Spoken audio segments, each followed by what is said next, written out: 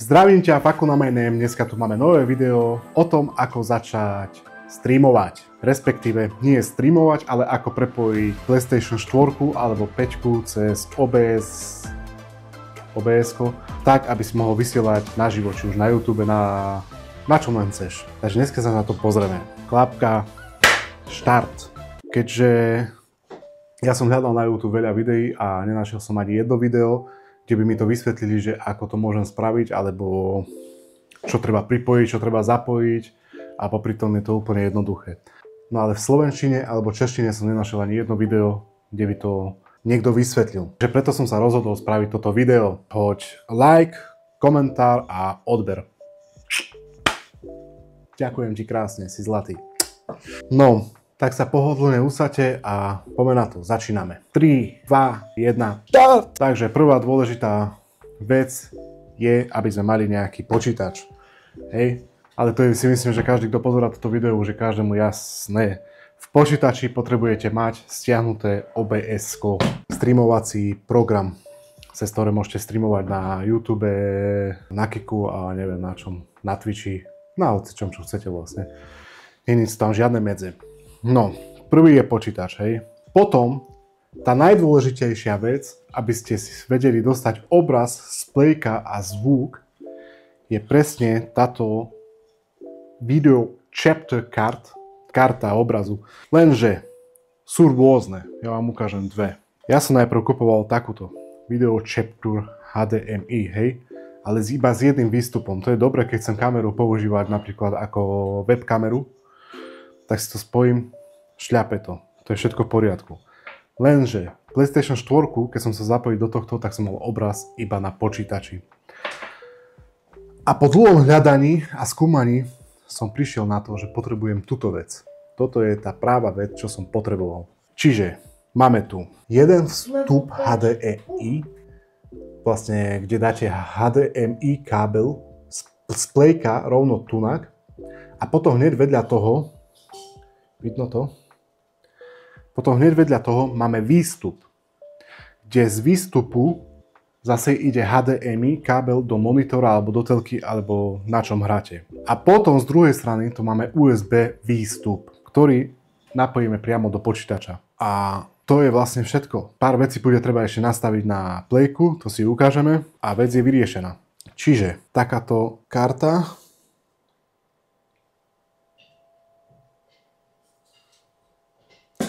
Cena je okolo 30 €, takže nič strašné. Sú samozrejme aj za 100, aj za 200, lenže si myslím, že nikto nepotrebuje do vysielania na YouTube nejakú extra silnú kartu. Mne to úplne postačuje. Vo Full HDčku úplná pohoda. Píše sa to 4K, ale 4K je možno tak 4K vstup môžete dať, ale výstup 4K nebude. Cena 30 €, na Amazone do 30 €. Neviem presne. Pozriem, napíšem tu. A takže sa presunieme ku počítaču a ku playku, kde si ukážeme, ako si to treba zapojiť, aké nastavenia treba urobiť, aby to všetko fungovalo ako má. Klapka a ideme na to. Kartu máme tunak a máme tu jeden vstup a jeden výstup. Chytím HDMI kábel z playka, šupnem ho do vstupu in, pak, a potom tu máme výstup.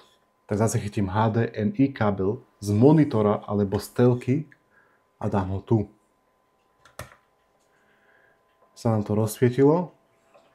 Potom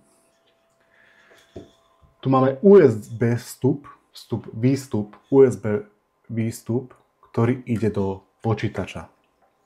Čiže hej, vstup HDMI kábel z playka, výstup HDMI kábel do monitora alebo do telky, záleží na čom hráte, a potom USB výstup priamo do počítača.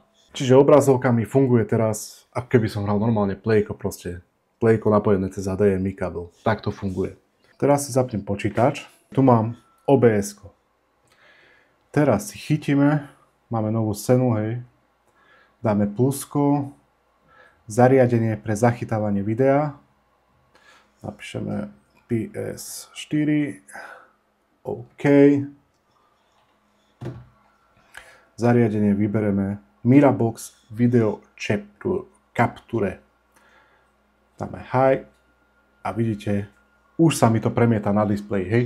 Čiže mám to tunak môj riadny monitor, cez ktoré mi nič nemešká, proste hrám a OBS-ko si bere signál a tiež zaznamenáva vlastne už tú hru. Dobre, toto je obraz. Teraz zvuk. Dáme zachytávanie audio vstupu, stlačíme OK a zase vybereme Mirabox Audio Capture. To sú dve hlavné veci. Dobre, poďme sa teraz pozrieť na toto, hej. Dáme si zachytávanie audio vstupu, rozšírené vlastnosti zvuku a musíme si dať monitorovanie a výstup. A teraz vlastne už mi zvuk ide priamo z počítača.